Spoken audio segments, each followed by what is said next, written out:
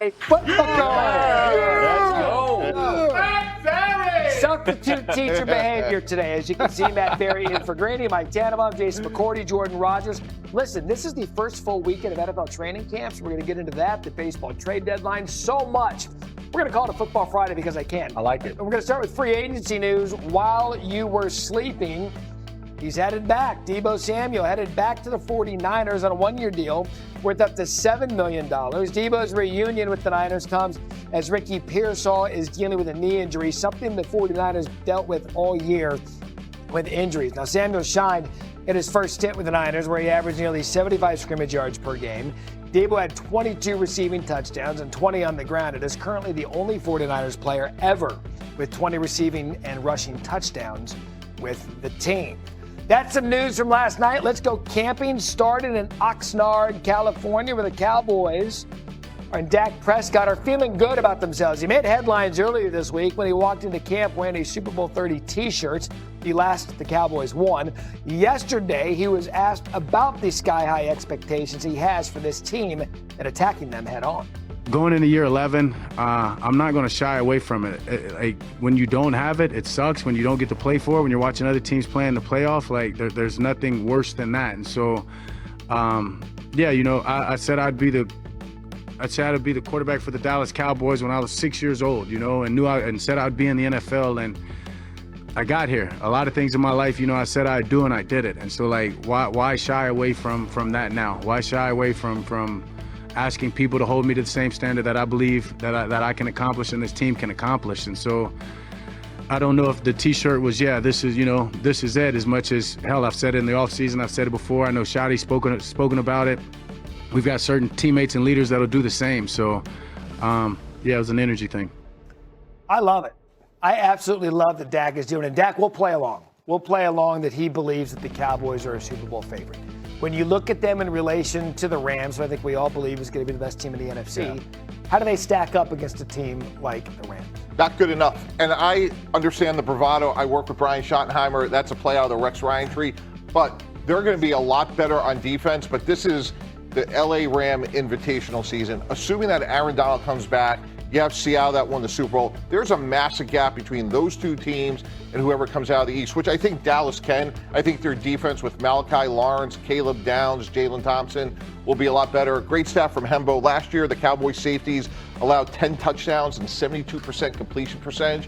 That should be massively better, Matt, under new defensive coordinator Christian Parker, but not Super Bowl worthy. 34 years old, never called a defensive play yet. First time as a defensive coordinator. And Jordan, the Cowboys' offense is one of the top in the league. You could argue they're an NFC champion offense. It's the defense that held them back. How good do they have to be for Dak's T-shirt to become true? That's what's dangerous about this conversation and dangerous about the hope around Dallas right now is this offense, they're going to win you a lot of games. I mean, they are elite as it gets. Problem is, as Mike T just pointed out, the defense was one of the worst in the NFL last year in a lot of categories, against the pass especially. Fourth most explosive plays in the NFL as well.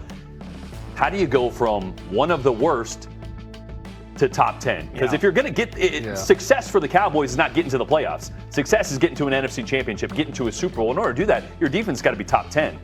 I think they can get to the middle of the pack because of the additions they have. Quinnen Williams, Rashawn Gary, Kenny Clark. That defensive front's going to be so much better. They're going to be better against the pass because of those guys. Caleb Downs is going to be Defensive Rookie of the Year. In my opinion, he is an absolute weapon on defense. Christian Parker is going to move him all over. But you got to be top 10, and I just think that's too much of a stretch for them to get there to achieve the goals, which are obviously not just making a playoff, but getting to a Super Bowl. J-Mac, you agree? I mean, you could argue based on the offense, guys, that maybe even top 15. Do they need to be top 10, as Jordan is saying, to compete with the Rams, the Seahawks, and some of these other teams in the NFC? If you're going to get to the Super Bowl, absolutely. You got to be one of the best units in the league on the defensive side of the ball because you're going to have to defend against a guy like Matt Stafford and what they have across the board with all of their weapons. So as I look at this Cowboys team, though, right now starting training camp, that full screen we had up there of all the new additions, when you stink at something the year before and you're at the bottom of the league, you go out and you try to fix it. So I appreciate what the Cowboys did. Yeah. And that guy who you first saw on your screen right there, Caleb Downs, and what he can bring to this team.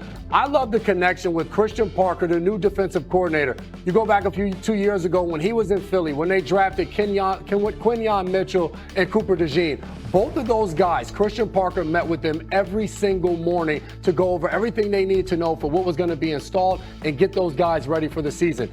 You guys remember the season Cooper DeJean had and how important he was in that defense, in the slot, playing at that position. Caleb Downs can fill a similar role. I think they can make a huge leap. How far, I think, is the question mark. Am I stretching it, Mike T, to say that it might come down to Caleb Downs, whether this team, let's start the division, can come out of the NFC East, but they got to steal at him at the 10th overall pick. He's a quarterback of the defense. It might come down to a rookie for this defense to have success. Yeah, and I expect that he will. To J-Mac's point, when you talk to the guys at Ohio State who coached him, his versatility and intelligence was really rare, paired with great athleticism.